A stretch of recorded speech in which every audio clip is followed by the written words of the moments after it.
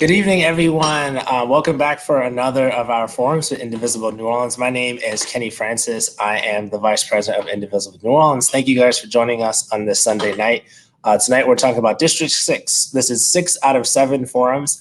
If you've missed the other forums we've done for school board, you can find them all on our Indivisible NOLA Facebook page or on our YouTube page that's the same name.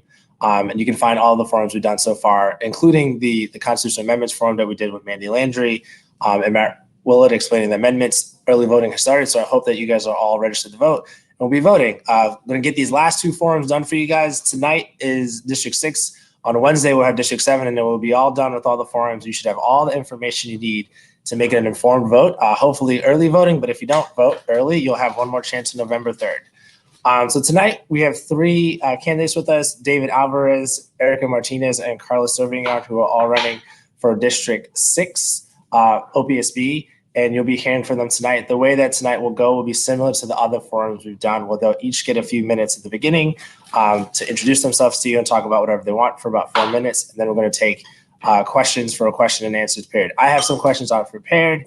I will definitely be incorporating questions that you have. If you have questions, you can submit them at the information you see at the bottom of your screen in the banner at Slido, that's SLIDO.com.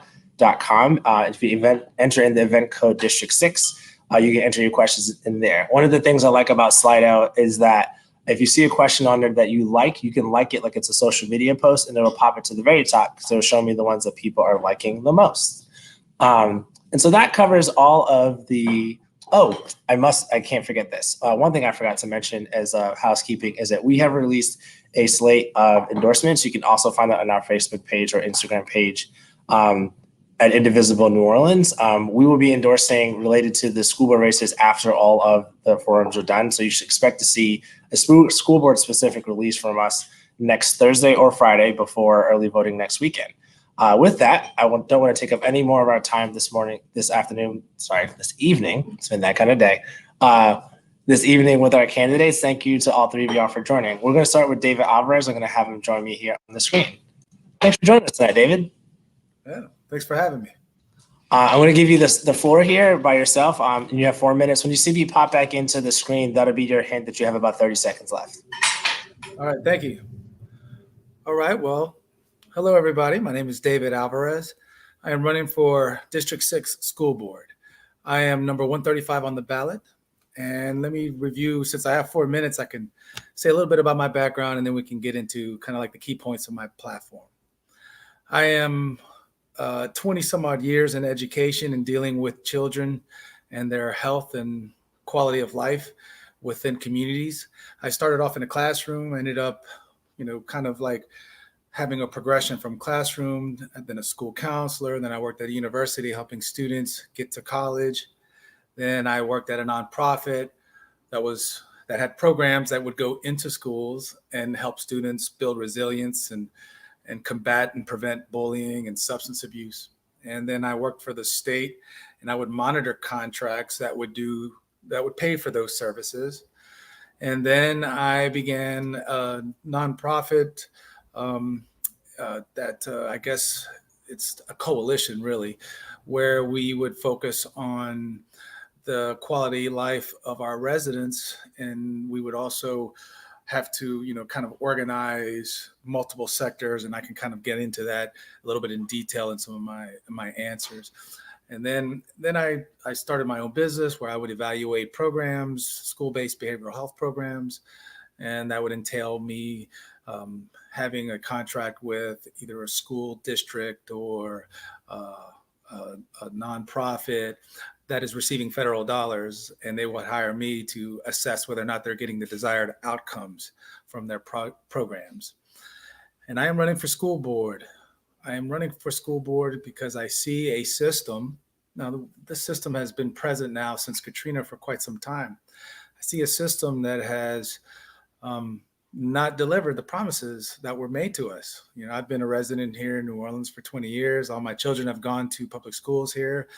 I remember after Katrina, I was part of the initial wave of parents that brought their kids back to schools, and my children were in Hines before Katrina. And then after Katrina, their teacher called us up and said, "Hey, I'm going to Audubon. please come. And so we went to Audubon. So I was a parent at Audubon, right when schools opened up in January. We were there in 2006. And I remember talking to the principal and the vice principal and, Miss Janice and, Miss Dawn. And, I said, y'all are charter now? And they said, yeah, they were told us it'd be better if we're charter. It wasn't something that we as a parents or everything, we were just coming back from Katrina, and there wasn't this groundswell like we want to all be charter. No, it wasn't like that. It was something that came from on top. It's like, you're going to be charter now. And so we didn't think any of it. And then we lived our lives, and those kids, I have 4 children. Those 2 went through the system, and now I have 2 more that are still in the system and at Audubon still. And I can tell you that this decentralized system has a lot of issues. It's more expensive. We have less voice, and we have kind of assumed a very inequitable and dysfunctional way of rearing our children.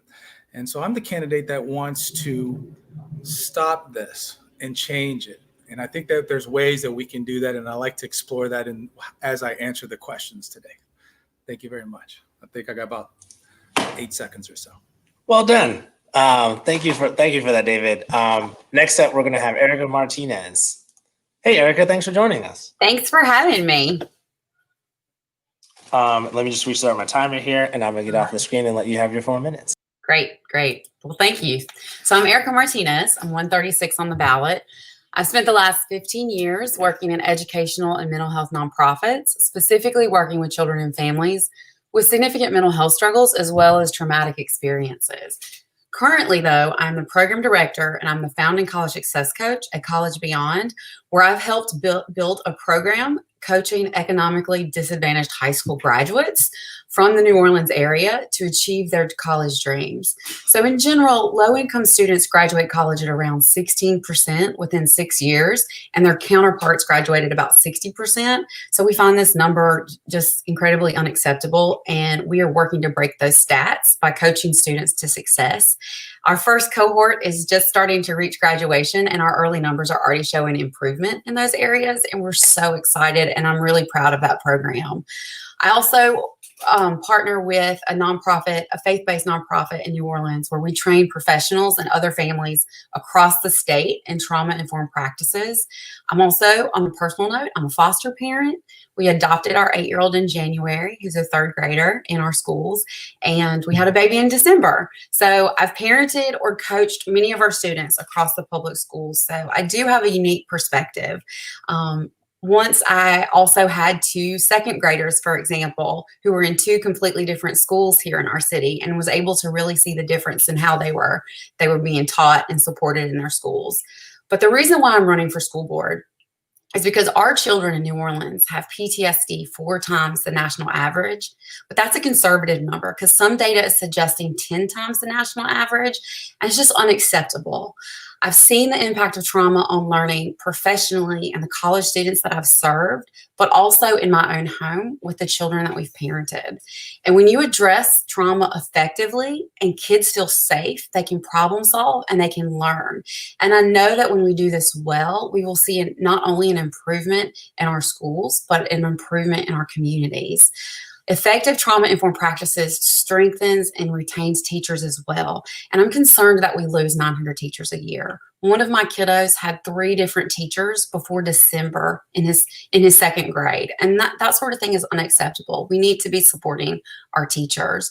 So along with that trauma-informed district, I'm also running to ensure that all of our students have equal access to a quality education and that we're tapping into the amazing nonprofit resources across the city and supporting those community partnerships. I come from the nonprofit world, and I know we have some people doing some amazing work that we should be tapping into. Like I've said, I've been working directly with youth and families my entire career, and I've parented and coached students for many of our public charters across the city, not just our strongest graded schools. I've seen how our schools prepare and sometimes under-prepare our students for college. I will be a tireless advocate for all of our children and families, and not just in District 6, but across Orleans Parish. My expertise and experience in mental health and trauma will be an asset to the school board as we create strategic plans and we enter a new era of the school board.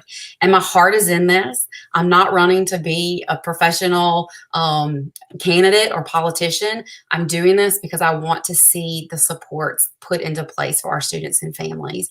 And so I thank you so much for having me tonight. And I'm really excited to answer your questions and seeing what you guys have. But that's me, and I'm looking forward to your questions. Thank you, Erica. Thanks for that. Up next, we'll have Carlos Zervigon. Hey, Carlos. Hey, how y'all doing today? I'm good. If I can introduce myself, I am Carlos Luis Zervigon, and I'm also candidate for OPSB District 6, 137 on your ballot.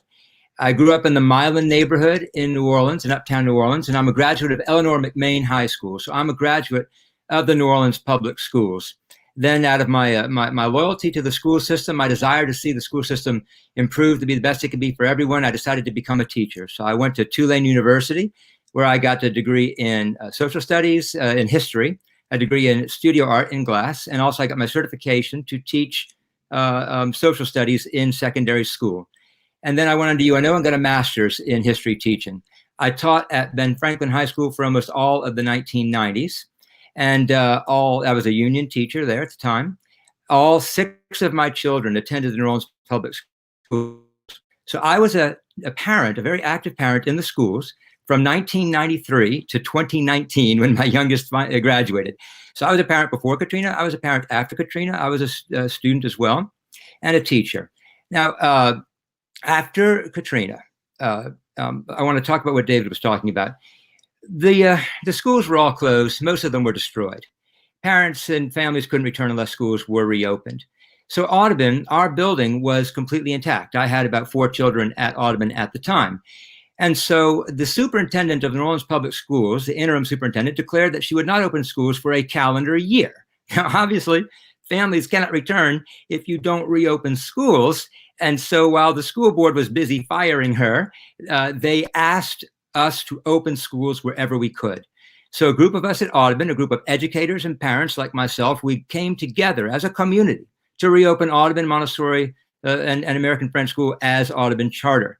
It was a decision that was made with the PTO presidents who formed the original charter and got the thing going. So it was the PTO presidents, it was parents and teachers like myself, and Janice Dupy had been sent to us by our school board from the central office immediately before Katrina hit. She was on the job for about 2 weeks. She had about 25 years experience, a great veteran educator. We asked her, please stay and help us reopen the school. And she did. She did that for us, which was very difficult for us educators to launch a $7.5 million enterprise. We had no idea what we were doing, but we did know a great deal about public education in New Orleans, and we were successful. We did it with the support of our local school board. They're the ones who supported us in doing this. They're the ones who helped us get it going, okay? And then also we rehired every one of our faculty and other experienced OPSB faculty who needed a place to go.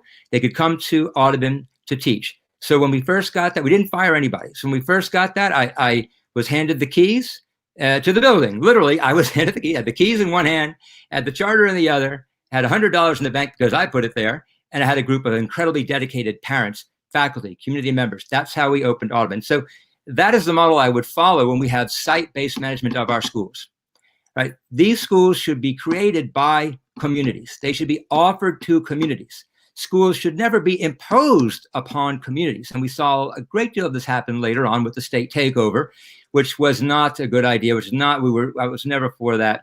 And now luckily we're all under the same roof again. So I wanted to clear that part up.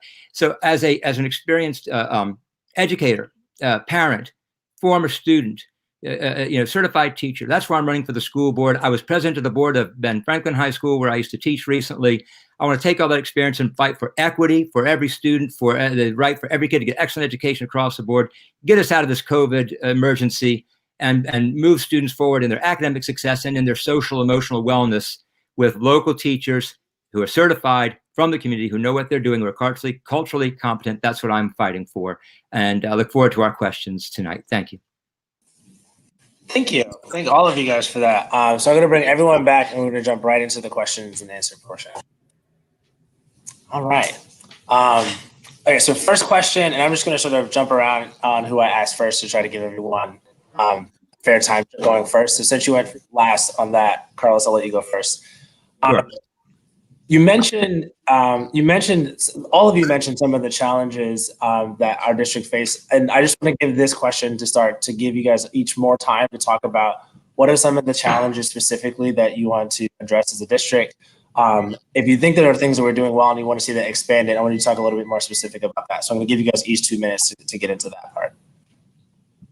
Okay, setting my timer. I'll start with the problems. One of the main problems that I see is in special ed delivery, and we're under a special consent decree in order to make sure that the delivery is done properly. It's not been done properly. We have a problem where every single child with a disability, no matter what the disability is across the spectrum, when they show up at one of our 78 schools, that school is supposed to serve them as best they can, no matter what, just no matter what the disability, and there can be a dozen. So that's very difficult for the schools. It doesn't lead to good, proper services and attention for our students.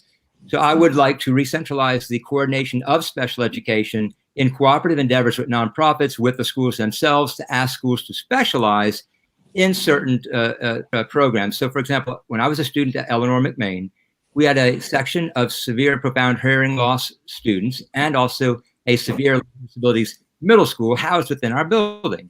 And then they could get all the full suite of services they needed as they were also mainstreamed with ourselves in the regular school. And I think that that would be a better model. With transportation, it's a major, major problem that was created by this idea of a district-wide school choice model.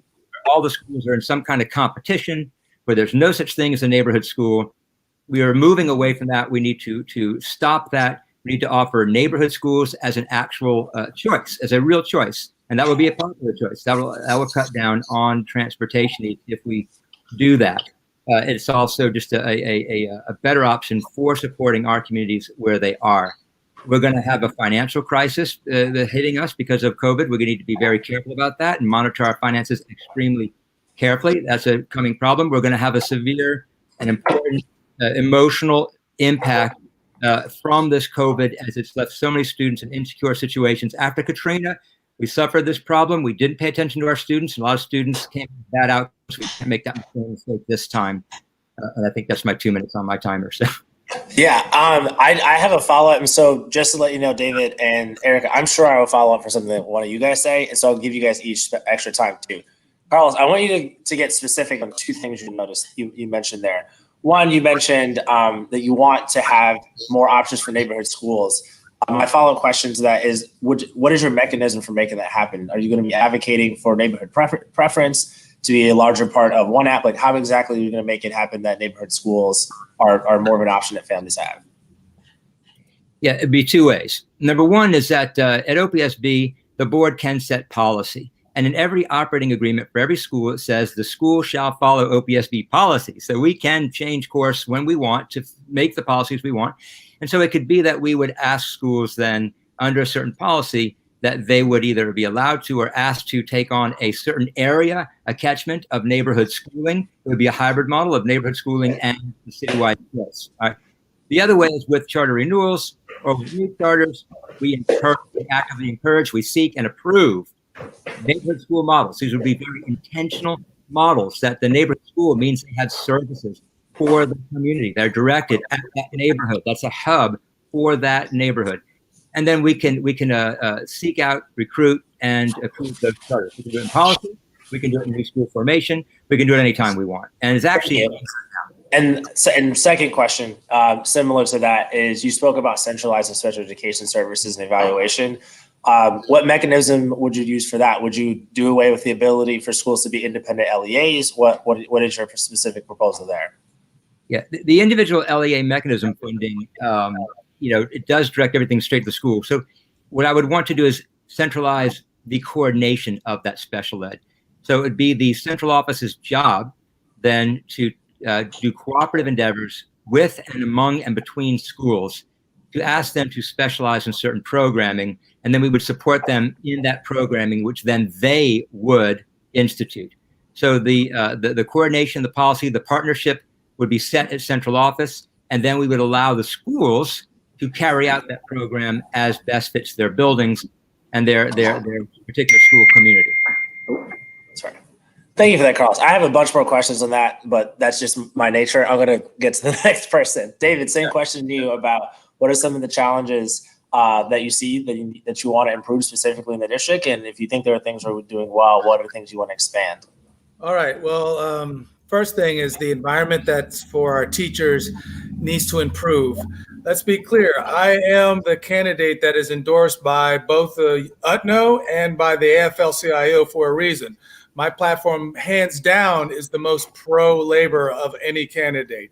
Number one, the reason why the teachers and the unions like me is because I want to make sure that when a school comes to the community and says they want a 3 to 5 year commitment from us, the community, the school board, they are to also make sure to show the community that they are committing to our neighbors who are teaching our children. That means we want to see multi-year contracts with our teachers, the best teachers you got in the building. Show us that you're committed to them, because the teacher turnover, the principal turnover, as mentioned earlier, is atrocious in our time. And the environment that our teachers are working in, it is not a positive environment. All you got to do is just pull one aside and have a candid conversation, and you will see. I think that the citizenry needs more voice in our schools. And the way they do that is for the school board to mandate 100% residency rates for charter board membership. This is basic democracy 101. There should be nobody making decisions about our children that don't live here. Somebody's got their microphone on. Number three, the grading system. Okay, the grading system that we are using for our children is not born from us in our community. It's born from Baton Rouge. It is not applicable to us. It only has a few metrics anyway. It really all revolves around standardized test scores. We need a homegrown grading system that prioritizes the relationships between community anchors and culture and what makes New Orleans, New Orleans, and prioritizes the people and the professionals in the buildings instead of arbitrary, non-contextual standardized test results. Okay, and then last, the inefficiencies. We have an incredibly expensive system. We don't see it done like this anywhere else in the country because no one else wants to do it like this. We spend more money on our children today than we did 20 years ago, yet we've got 20,000 fewer children that we're educating, and less money is going into the classroom to the children. We pay more, the kids are getting less. That is the reality of the current system. It has taken a while for that to happen, but that is what has happened. Is that my question? Thank you for that. Yes, thank you for that, David. I was just about to interrupt you, so good job. Just like Carlos, I have two things I specifically want to follow on with you, and actually to be more specific about your ideas on. One, you mentioned teacher needing to retain our best teachers and wanting to mandate multi-year contracts. So given the reality that the district does not directly oversee schools right now, and that teachers aren't employees of the district, they're employees of the individual CMOs that have the ability to make choices like that HR-wise based upon their charter contracts, what's the mechanism you would use to enforce that idea? Well, Carlos alluded to it earlier. When they come to us for renewal, and they are competing with other schools that want to be renewed and other entities that want to educate our children, we will prioritize the ones that commit to their staff. So in other words, there's a rubric that you grade an application by. The board should be more proactive in establishing that rubric to clearly denote and delineate an applicant that has a stronger relationship with its staff than another applicant that doesn't. Gotcha. And the second thing I wanted to follow up with you on is about your comments around grading. And I'm sort of inserting sort of a personal thought here, just to be clear about that. Okay. So I hear what you're saying about. I don't think anyone who's worked in schools in this city or in Louisiana period can look at the way that we create our school performance scores and think that that's actually a holistic view of what a school's success is and what student success is. I think regardless of where you fall on your politics of whether you're pro-charter schools, anti-charter schools, or somewhere in between, I think the one thing that unifies everyone is that we think that SBA scores are garbage and they don't a good representative of our schools. My question to you, though, is if the issue is standardized testing that isn't a good representation of our schools, part of what you're advocating is something that would have to be in addition to the testing that's already happening. Because here's the reality. We cannot opt out of state testing. That's like not a thing that you can do. Yeah, I'm not saying to opt out. So my question is, how would you manage the reality where kids, a lot of people say that kids and teachers are over-tested already. Are you advocating for more testing, but a localized version? No, what I'm saying is this: when we receive a test score, a school grade, a B or C or whatever, that's something handed to us by the state, and it's only handed to us based on like 3 or 4 metrics. What I'm saying is this: we give the state whatever it wants. If the state wants us to give 4 standardized tests to 4th graders in 1 year, we give it because the state mandates it. But we give the grade for the school. That very same school can have a population, as Erica says, that can all be in PTSD, have high levels of PTSD. So they're most likely not going to grade very well in these standardized test scores. But the professionals in that building might have formal contracts with nonprofits that are coming into the school and providing support services. They also, the leadership of that school might be opening up its building in the evenings, every day in the evening, and then on the weekends to the community, to a myriad of groups that are helping the quality of life and helping build protective factors for those children and their families. They need to be graded on that too. That needs to be a part of that school score, not just the results of the state thing. That's what I say. I would never say we can opt out of the state. That's illegal. I don't say anything that's illegal. Everything that I say on my platform is completely legal and doable. We can create a New Orleans grading system. We can own it. We can take pride in how we give it, and we can go to the state and defend it. And I will go to the state and defend the scores that the OPSB gives to its schools. Thank you, David. Erica, I could ask you 100 follow-up questions, but I got to keep going. Thank you all for your energy so far. This has been the most lively one so far, and I love that you guys are coming with specific policy ideas. I mean, a robust policy debate is what we should hope for from all of our elections. Over to you, Erica. Same question about what are the things that you see that are challenges in the district that you specifically want to work on? If there are things that you think that are going well, that you want to expand, I would love for you to get specific about that, and I'll give you your 2 minutes.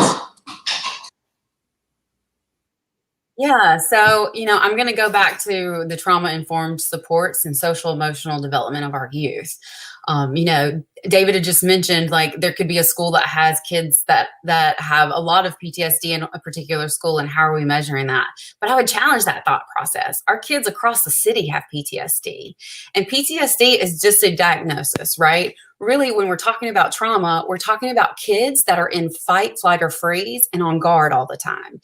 And what this looks like in the classroom can look disruptive, or it can look like a student zoning out, right? Trauma can look like ADHD. And when our teachers and our schools aren't prepared and understand how trauma comes out into the classroom, then that's going to be a huge struggle. And it just has an impact across the classroom. I was talking to a fellow parent today about struggles that he had with one of his children in schools, that she really had a hard time feeling safe, not just because of any of her experiences, but because of some of the students in her classroom that were disruptive and, to her little childlike description, scary. So she had a very hard time making gains that year. So having just one child that struggles with trauma, or having a classroom full of trauma, impacts more than just that one child and family. So we need to be thinking about this holistically. But what I really want to focus on is that we can do this. Like, trauma-informed practices doesn't have to be expensive. There are community programs in New Orleans already doing this work. How are we partnering with them and bridging that partnership? Also, what are we doing to incentivize the schools to make sure that they're addressing this? Because in my opinion, this is just as important as your subjects, your math and your science and your language arts subjects. We should be making sure that our schools are looking at our students like this and making sure that our students have what they need to feel safe and so that they can learn. Because when the brain is not on guard and a student's able to feel connected and safe, they're able to access the part of their brains where they'll be able to problem solve. And so this is going to have an enormous impact, not just on that student, but on the classroom, on the entire school, and also our community. So this is something that's very important to me that I'm wanting to talk about and bring to the board, and making sure that we're addressing this district-wide. Parish-wide, not just in District 6. The other thing that I think is really important. Oh, Erica, I'm sorry, I have to stop you there because you're at your time. That's okay. That's okay. Because I do want to get you. You spent your time talking about trauma-informed practices, and thank you for that. This is something that I worked on when I was at the district, working at a systems level. And you mentioned briefly something in it that I want you to be more specific about.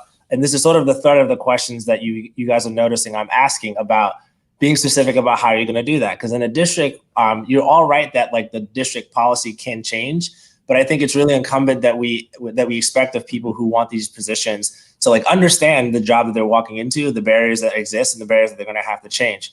And so one of the barriers, I don't think it would be hard to find folks that would disagree that trauma-informed practices need to increase in our schools. 40% of the kids in the city would qualify under most metrics as having experienced significant trauma in their lives due to a variety of factors, poverty being a huge one of them. But given that school is, and it cannot be mandated at the district level, when you talk about incentivizing schools to implement this, what does that look like, given that schools arguably would argue back, well, I've got to do all this ELA work and I've got to do all this math work, and I have 7 hours of instruction already created. Now you're asking me to do something else that I don't have training for, that I don't have money for, that I don't have money for another position for, and you're going to mandate it. I know personally a lot of school leaders that would call this an unfunded mandate. What's your response to that? Yeah, no, I mean, this is really complicated, right? And this is something where we need to look at it in several different ways. So how are we supporting the schools with the social workers that they need? How are we making sure that schools are testing and identifying those students? Because we know that a lot of times if you test and you identify a student that needs the support, then the schools must support that student. So there's an equity piece that's hiding here, because sometimes it's easier not to identify that student, or it's cheaper, not easier. It's cheaper not to identify that student that needs the support, because once that's identified, they have to provide that support. So on the district level, we need to make sure that the schools have that support that they need financially to support those youth. And the thing is the bigger picture of cost. If we address this proactively, we're going to save money in the long run. So if these practices are put into place, this is where and teachers need the training and support to understand and be able to use a trauma-informed lens to look at our youth so that they can understand how best to support them. And it doesn't have to be expensive. Understanding how the brain works and how the brain operates in the schools can be done with really good strategic training that the district should be providing for the schools. And there are programs here already in the city that are doing this work. How are we making sure that they're partnering with the schools? And then also this NOLA Public Schools just contracted with an out-of-state organization that's coming in to do the train the trainer model. And so there's a lot of stuff going on that we need to make sure that's pushing forward. Oh, you're on mute. I'm muting myself. David, I'm going to come to you first for the next one. So another community of kids, I'm glad you brought up trauma-informed practices, Erica, because I think that is one of the major issues in our district. Another major issue that we have to talk about, and I've made a point to bring up at every one of these forums, is students who qualify for ELL services. To put it bluntly, our services for students who qualify for these services are not good, and we need to do a much better job. When I first started teaching in the district almost 10 years ago, the population was somewhere between 8 and 10%, and now we're closer to 20%. So this is a growing part of our population that we're not doing a good job serving. And to be honest, if I were talking to a parent, as much as I know about the system, who has a child that qualifies for ELL services, I'm not sure where I would advise them to go with the choices that they have right now. And so as a board member, what are you going to do to ensure that we're serving this growing part of our community better? Starting with you, David. Be aware that I'm the director of, can you hear me? You can hear me now? Some of you may be aware that I am the director of La Voz de la Comunidad. I'm a co-founder. I'm the inaugural chair of this coalition. It's a coalition that focuses on the Latino communities around in the greater New Orleans area. So this is a question that's near and dear to my heart. And my parents are from Cuba. I'm a first-generation American. How would I do this? Well, this is important. You are very right. The population of English language learners, mostly Spanish language speakers, has been growing. It's exponential throughout the area. I think it's something like a 600% growth by some calculations in certain time frames. I think that the number one thing that we do, is that we address the unique issues that are faced by ELL populations. Language access is usually primary. Okay, so language access. How do we address language access issues in our schools? I am a candidate that is very open to exploring I guess centrally run school that focuses on populations that are ELL populations. I think that our district does not have to be all charter. We can have centrally run schools that are unique and that are tailored to specific things. Some can be VOTEC kind of career focused on certain skills. Some can be ELL focused and helping transition migrant communities that are coming in and out. As a district, now remember this, we're focused on ELL in the question, but really my policy prescription is one that can have the agility to navigate anything that comes into our community because it's centralized. So there's no reason why we can't have a centrally run school that will take students who have just come here that are speaking Spanish or speaking another language. There's no reason why we couldn't do that. I think that, our population, when I say our, the Latino population here in the city, it has unique needs. And sometimes, or a lot of times, those needs will not be met in the current system and the structure that we have. You're muted. I got to keep reminding myself to unmute myself. Thank you for that, David. Over to you, Carl. Same question. But, my father was Mexican and Cuban and went between countries as he was mostly raised here in New Orleans. So to myself as well, this question rings personally. So I think what we have here is what we would say is a district-wide need, as you describe it is. And that is when the central office needs to step in to give support, because the central office is a place where we solve district-wide problems. And I know that having been a school operator, in close contact with lots of school operators, the school wants to educate the students well. I forgot to start my timer. You'll have to stop me when I'm done. Okay. The schools want to serve their kids well. They want to come up with a program that meets the needs of their children. We have that state grading system, which I also really hate. So when they have these students, everyone has to take the same darn test, no matter whether they know English or not. And they're going to be sanctioned for it by the state. They want to teach these students. They want to do well. We have to also get rid of that testing system. So we have a situation where, for example, at Cohen College Prep, about a third of their population now are students from Latin America and Mexico. Most of them don't even speak Spanish as their first language. They speak the native language. So they're working very hard to come up with a model. They're looking at Texas, California, come up with ways that you can first get the students fully up to grade level in Spanish, then work on their English. They're going it alone. It's very difficult for them. Their grade or their school grade is suffering. They're seen as a struggling school, but actually they have a great program and they're doing very well with what they've got. So the central office needs to coordinate this kind of work. Cooperation among schools, not competition among schools, among educators to find good programs. Yes, maybe you have schools that specialize in this specific need. That could be great models. It's up to the central office to do this. As the elected school board member, that's your job, is to help everyone solve these problems. That would be true if it were charter or not charter. Okay, that is not going to change. So that was what I would seek to do in my solutions. Thank you, Carlos. And y'all don't worry about the time. I'm keeping the time, so I don't want you to worry about that while you're talking also. Thank you. Over to you, Erica. Same question. All right. So, no, I think it's very important to think about the humanness, the humanity behind this question. So when going back to the school grades and thinking about how our schools are graded by the LEAP test, the graduation rates, and the ACT scores, we need to also take that into account. I think that's important for us to be looking at the schools and the populations that they're serving. And the question should be, are they serving them well? But making sure that they are.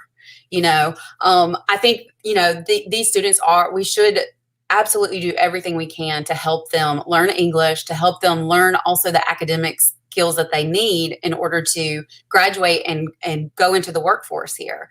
I always think of one of my students that I adore who graduated from Sci High valedictorian. When she came to the United States at 7 years old, she didn't speak English, but she worked hard and she was able to graduate with honors from UNO as well. So these are the students, like there's excellence all around us in our kids. And so we need to make sure that we're supporting all of our students effectively.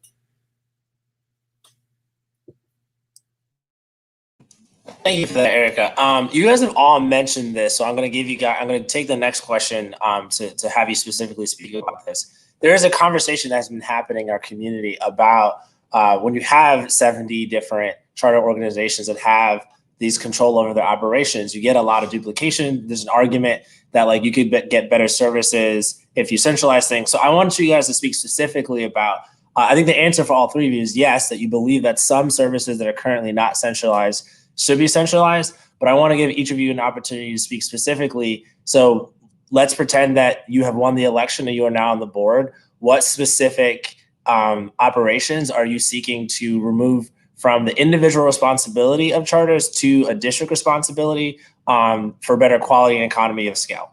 And this one, we'll start with you, Erica, since you went last on that last one. Okay, yes. So I think what all of us, especially parents, think about is the busing. We spend more money in New Orleans per student on busing than students in Louisiana. And that's money taken away from the classroom. So this is something that we have to figure out a really good problem solving around. How are we doing this right so that the buses are safe and it's working well, so students are being transported and not waiting at the school bus at 5 a.m. There were times that I stood on the corner with my kids waiting for the bus in the morning and would see 5 different buses go by for different schools on the same corner that only had 2 or 3 kids in there. What are we doing here? There's a missed opportunity here to make sure that this resource is done right and well. And then imagine being able to take care of that so that the money that the schools get, they're able to put into the classroom directly to serve our students and take that off of them. The other piece is, I sat in on the task force for the reopening plan. And one of the things that came up was, what are the protections for, so if a student gets COVID or if they test positive or have symptoms, then that student is able to go home and quarantine for 14 days. And so my question was, if a student is quarantining, does that mean that they're still attending class, right? We're making sure that they're still an active and engaged student. And then my other part of that question was okay, so if a teacher tests positive or has contact with a COVID positive and they have to quarantine, what are we doing to protect them? And can they still work from home, or do they have to take time off? What does this mean? And the response I got was, well, that's an HR issue. So our HR, there are some things that should be on a district level when it comes to HR, because we have many different things going on with HR in the different schools, and that costs money too as well. So what are we doing to make sure that those kind of things are universal and that our teachers are protected in those ways? Thank you. I was just about to cut in. You guys are doing a good job of not making me have to do that. Carlos, over to you. Same question. Okay, thank you. As far as centralization, as I talked about, coordination of special education, offering child search services, things like that. I've already talked about transportation. I think a lot of schools might be interested in having a central contract for transportation to cut down on costs and better coordinate that as well. That'd be another area that we could do it. Continue what we do have, which is that emergency planning, disaster planning, health and safety guidelines. That is all centralized. We should maintain that. When we see equity emergencies, equity holes, the school board needs to take the lead in that, as we saw with the COVID emergency, with the working of grants and so forth, to get the computers to the kids that didn't have them, get the hotspots to the kids that didn't have them, so everybody could study at home. I thought that the central office did a good job of making that happen. Now, I want to take on this idea that we're spending more money now on administration than we were before. I hear that every now and then. I took off my master's in history and social studies and education degrees to try to figure this out. The only thing I can find is that there was a study done in 2016 by a group at Tulane. And when that study was done in 2016, we still had both the RSD and the OPSB central offices. So we had a massive duplication of administration. Now we're all under OPSB, under a single central office. All of that administration of RSD is gone.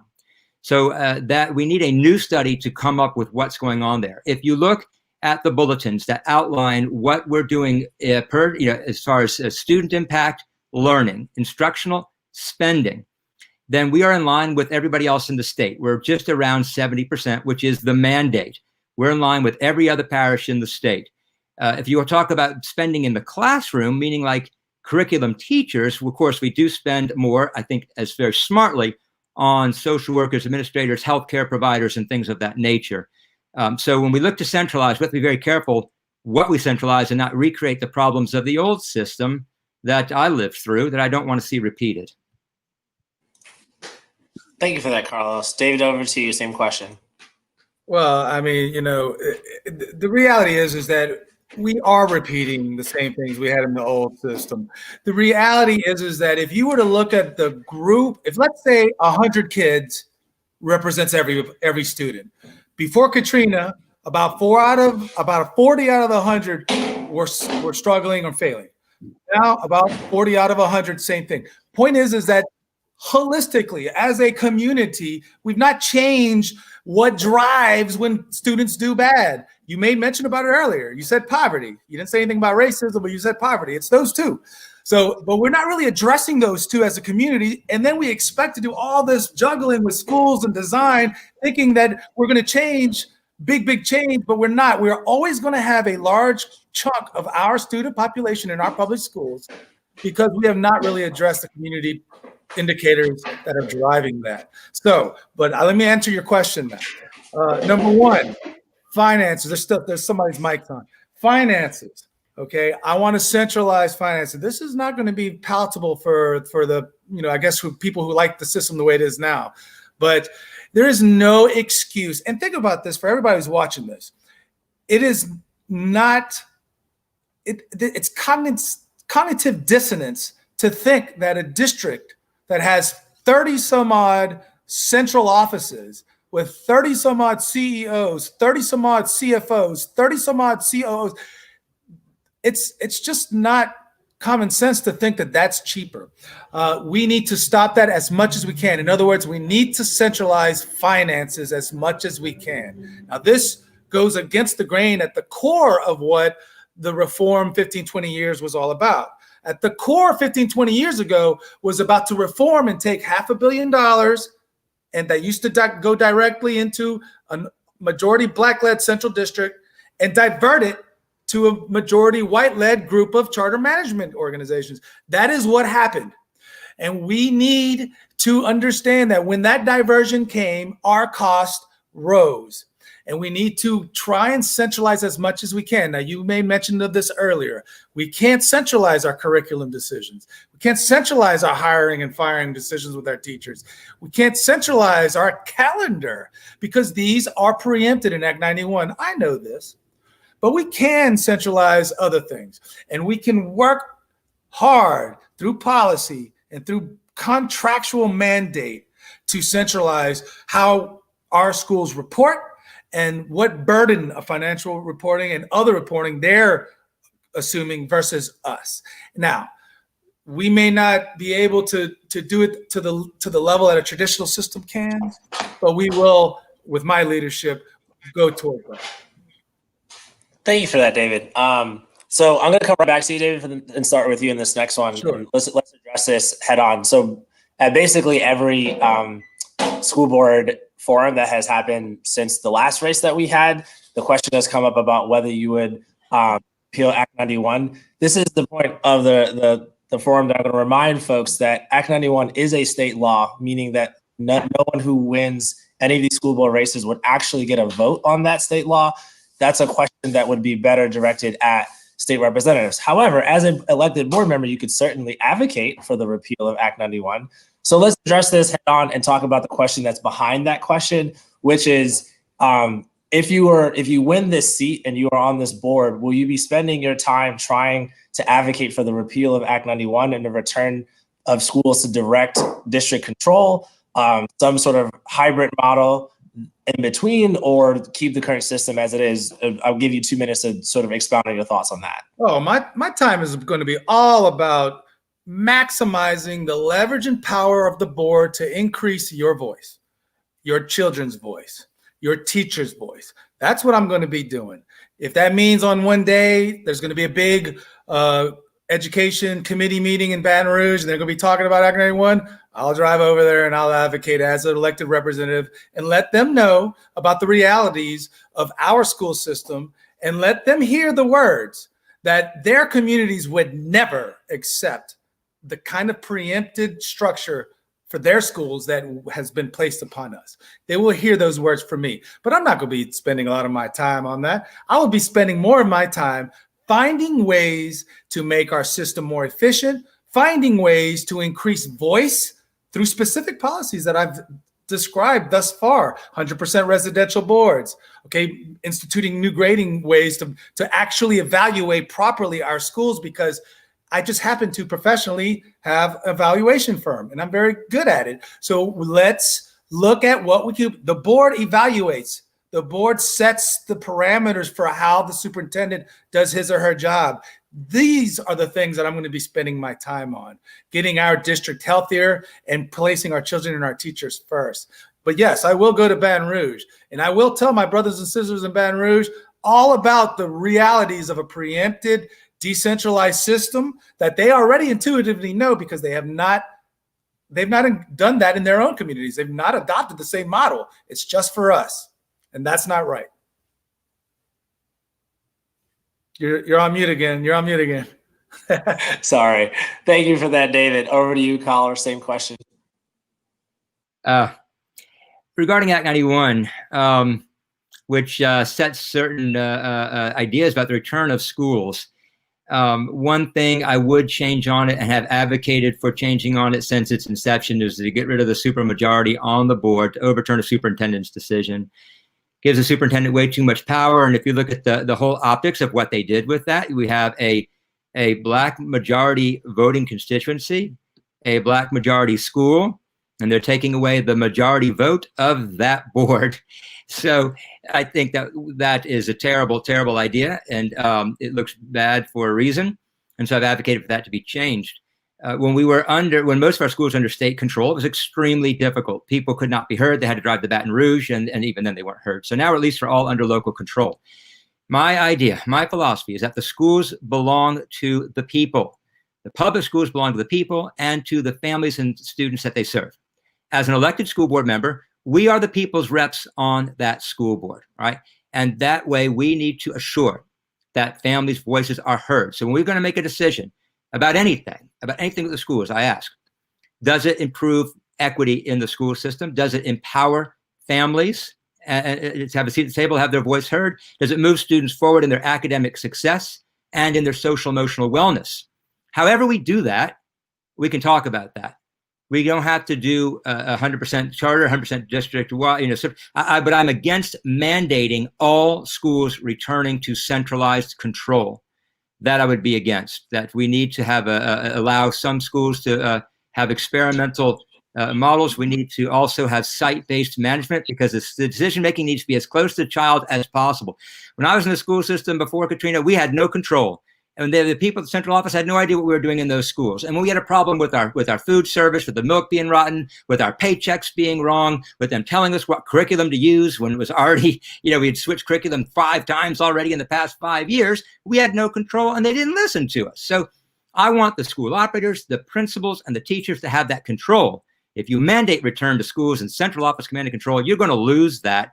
As an experienced teacher in the system before Katrina, after Katrina, as a parent throughout, I'm going to advocate for site-based management in some form, whether it's under a charter or some other mechanism. I want to keep that part of it. Thank you for that. Erica, same question for you. So I think what we need to be considering and what the voters should really be thinking through is that there are 7 seats on the board and all 7 seats are up for election. And so we need to be looking at the whole board as in the full picture. Are you electing somebody that's coming to the board to work with others and bring people together for a common goal? So if we have a bunch of division on the board, there's not going to be a lot of things that are going to get done. And so we need to be thinking about bringing people together and who's going to do that. So I think that's an important thing to be thinking about when we talk about Act 91. The other thing that we also need to be thinking about, and I think the better question would be, is what are you looking for in the next superintendent? Because that's going to be the biggest challenge and the biggest goal for this next board is when the superintendent's contract comes up, is the superintendent, should he stay in this position or will we be looking for his replacement? And what does that look like? You know, what kind of superintendent do we need under Act 91 that's going to carry these goals forward or create new goals and have a vision for our students to be successful across the city? So I think these are the two ways that we need to be looking at Act 91. Thank you, Erica. So the next question we're going to get into is a question that I think brings probably of the questions I have is probably the question that has like the most strongest feelings, at least in my experience as a educator and advocate and at one time a part of the administration at the district, is this idea of school closure. So for folks who may be watching this and may be confused with what I'm talking about, maybe you're new to New Orleans or you just had a kid and you're putting them in the system, or this is the first time you're paying attention to a school board race. We have a system in New Orleans that is unique from other systems where schools can be closed outright. Now, there's a couple of ways that happens. One way is that a school can be, what happens is called transformation, where the charter operator of the school is essentially fired, the contract is terminated, and then a new organization comes in to run the school. There's a second way that happens where the school is closed outright. The school ceases to exist and the kids have to go somewhere else. I want to hear each of your thoughts on school closure and the way that we currently implement it. Is it an appropriate intervention in trying to stop the slide of failing schools? Is it ever appropriate? Should we think of a different system? Do you think what we're doing is working right now, et cetera, et cetera? Starting with you this time, Carlos. Yeah, the system of school closure has been a nightmare. We have a situation where people are a part of a school community and they like their school community. And they find that they love it there and their leader is strong and they have no idea that there's any kind of problem on the horizon. The central office, though, determines through its data and its reporting that there's a problem on the horizon and the school maybe has been consistently underperforming for some time. And so if a school is consistently underperforming and the students are not being educated, we can't have school operators running a school if they're unable to educate the children, right? That's not acceptable. But then what happens is all of a sudden someone comes down from central office and says, oh, by the way, based on the school matrix, your school has failed, okay? And the school matrix, as we have all agreed, sucks, okay? It's not a fair measure. It's very punitive to call a school failing, we could have a whole forum just on that. So then you go and you shut down the school and you rip the heart of that community. It's extremely disruptive to everyone. It is the nuclear option and it's been used. And I would suggest that you don't use nuclear options. So we can find new operators. We can have turnaround programs under central office control and guidance. And the most important thing is that we need to have parents informed. The parents need to have a seat at the table when they're deciding who's going to run that school, how it's going to be run, and what kind of program they're going to have. School closure essentially should never happen. So if the central office will run the school, I would like that to be temporary while a great operator is found. Like when Cog Hill is now going to be under Hines. Hines is a very successful operator. I bet you they'll do a great job with Cog Hill, and they're taking that on. So that would be my basic idea about how we handle school closure. It needs to be transparent. People need to know what's going on way before it happens. People need to have a seat at the table when these decisions are made. and we shouldn't outright close schools. Thank you for that, Carlos. Erica, same question for you.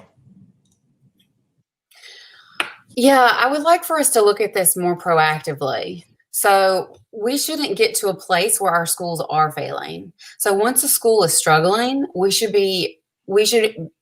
our superintendent needs to be intervening right away. And so that, of course, would look different depending on why that school is struggling. So the problem that we have is we have this competition across the schools where you have these higher performing schools competing for student enrollment. And then the lower performing schools are, they get put in the backslide of things. So what are we doing to make sure that all of our leaders are being partnered together to share best practices?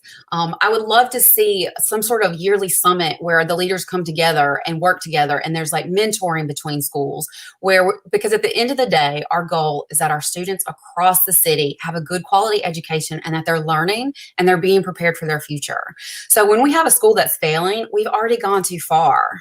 So the intervention should have already been put into place before then. And it should be an intervention that's evidence-based and targeting why the school is struggling, and have really specific evidence-based practices put into place to bring that school back up to where it needs to be.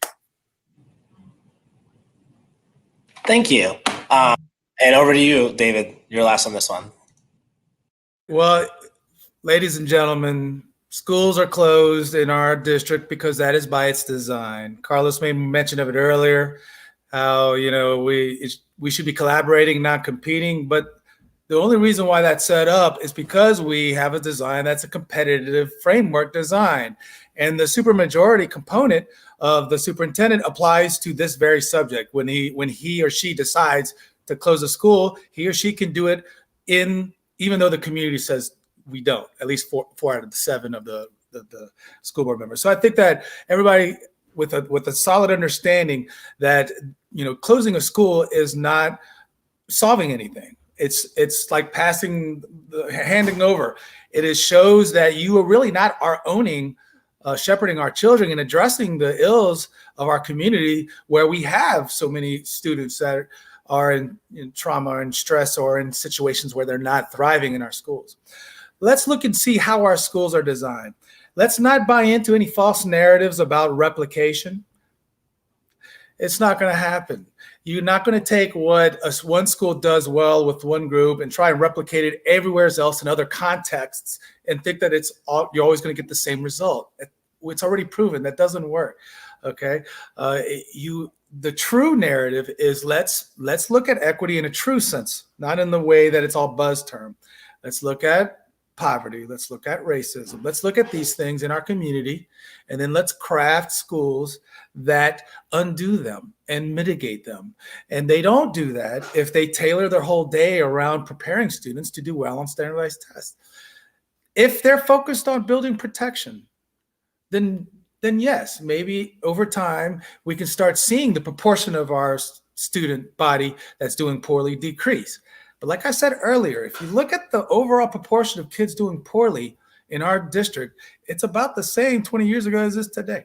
So, and that's with 20,000 less kids. Proportionally we're looking at the same kind of community level problems, and going in to a building where we have professionals, we have neighbors that have been working very hard and doing a great job. Mind you, New Orleans, we don't say this a lot, but New Orleans teachers do better than other teachers when it comes to moving children from point A to point B. That distance is more than other teachers in other communities. They do a really good job, but because the cards are stacked against them, and that, like I said earlier, and others, that our grading system is so dysfunctional that it doesn't incentivize, it doesn't reward that type of reality. I'm going to have to stop you there, David. You're over your time. Thank you, though. And we're over our time in general, so I'm going to make this last question our last question, and let you guys go as close to on time as I promised. First of all, I want to thank all 3 of you guys for joining this forum and for putting yourself forward for public office. It takes a lot to put yourself out there in the public and go under that scrutiny and serve the community. So I personally thank you all for doing that.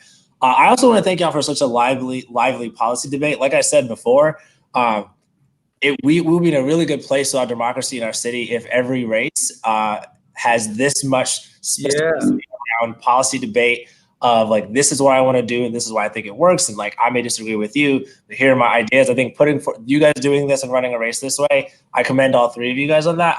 And I think that just the passion that y'all have brought to the work, it shows us that we're in a good place in terms of like the candidates or whoever we get out of this.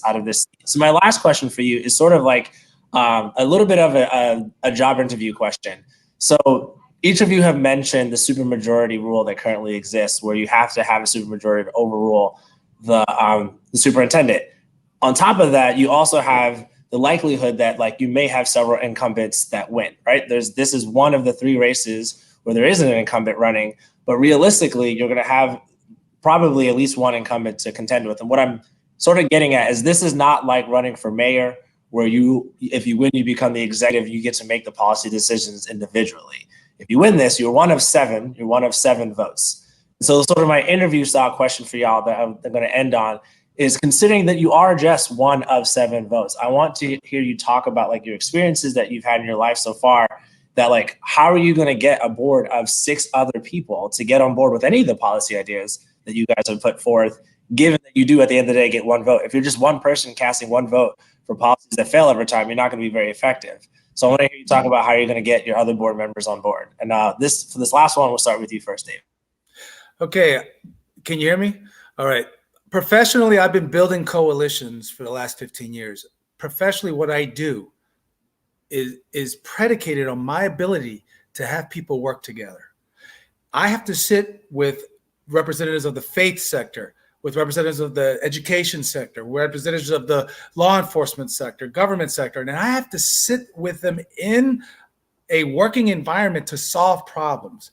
And I don't do that by not knowing how to collaborate and not knowing how to be focused on what data-driven, be focused on what the data is saying, and making sure that everybody with their own little interests and lenses sees in an objective manner what the right thing to do is. That is my skill set.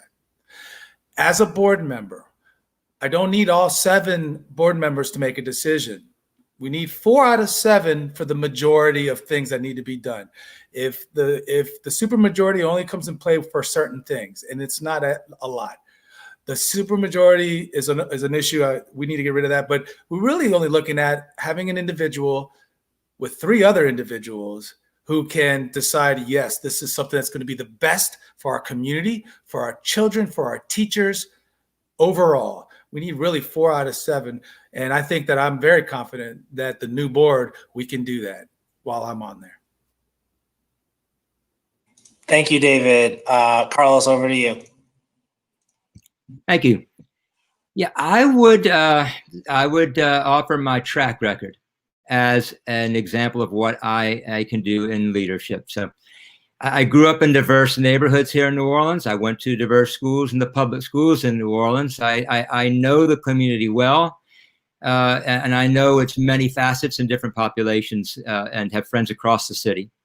At Audubon, when I was the founding board chair at Audubon, the reason why I was chosen as the founding board chair is because I had a deep knowledge of the public schools, and I was able to, in a sense of collective leadership, help us all to identify common goals and figure out how we're going to execute on those goals, what our vision would be for our school as we built it from scratch as a community. And I'd say we did a good job, and the school is doing quite well. After Katrina, I'm also a glass sculptor. I show nationally. And after Katrina, all the studios in the city were completely destroyed. So I was part of a group that I was the co-founder, then president and CEO of New Orleans Creative Glass Institute. And we built a world-class glass studio in Mid-City, which then we merged with Yaya to create the Yaya Art Center in Central City. So I ask you to imagine what it's like trying to lead a group of headstrong sculpture artists, okay? But I was able to do that, and we had a lot of success. So I would come to you as the unity candidate. I have the endorsement of everyone from the very Republican Bessie member Jim Garvey to Dr. Senator Joe Bowie and Royce Duplessis. They have endorsed me. I would say that's because of both these leaders who don't agree on much. They agree that I have the leadership capability, I have the vision, I've got the experience to know how to move our community forward, to bring us all together. I'm endorsed by Gambit, Alliance for Good Government, IWO, New Orleans Coalition. I've got this extremely broad, very diverse community of endorsers, which I'm very, very proud of. So I've done it. I've brought people together in hard times under a sense of collective leadership to figure out what's best for the students, what's best for the community, and execute on that vision. And I would hope to be able to do that on the school board as well. I think I'm ready. Thank you for that, Carlos. And last word over to you, Erica. Yeah, I think this is where it's very important to stay mission driven. And relationships are key to all of that. So at the end of the day, our job is to make sure that our kids are learning, like I had mentioned earlier. And I've also been watching and keeping up with all of the forums, not just in District 6. I'm really excited about many of the candidates that are up. And I suspect that this is going to be a great new school board that's coming on board, which is exciting. So there's a lot of opportunity here. And I'm looking forward to coming on board and being part of that and being part of going forward and taking the school board to the next era. The other thing is, like, we can't be afraid. We can't be worried about making hard decisions. And so we do need to be able to be a leader when it comes to the hard stuff. But in doing so, you have to be able to bring people together. So I've worked my entire life on the front lines, working directly with kids and families, particularly with families in crises. And when families are in crises, this is the hardest time to bring people together, when you're trying to get your basic needs of safety met. So I've been there. I've done really hard work, working with really big challenges. So I know that I can work to bring people together, and my heart's in it. I'm not doing this to be a forever politician. I'm not doing this for my next step to run for something else. I'm doing this because I love children and families, and I love our students in New Orleans, and I want to see the change that I believe that we can make to better educate our students. Thank you, Erica. And thank you again, all three of you guys, for joining me tonight. This is a great conversation, and we could have had it for hours on. Again, I want to commend all three of you guys for a very policy-focused conversation and coming with specific ideas. It's the type of conversation that our kids and our teachers deserve to be had for something as serious as school board. And so I thank you guys all for putting yourself forward for this. If you missed any of this, you can catch it on our Facebook page, where you're likely watching it right now. You can also catch it on our YouTube page. We have one more forum, number 11 out of 11, and then I'm going to be done finally. We have one more forum, District 7 on Wednesday night, same time, 7:30 p.m. with the three candidates there. Looking forward to hear from them. Thank you, all three of you again, and good night, everyone.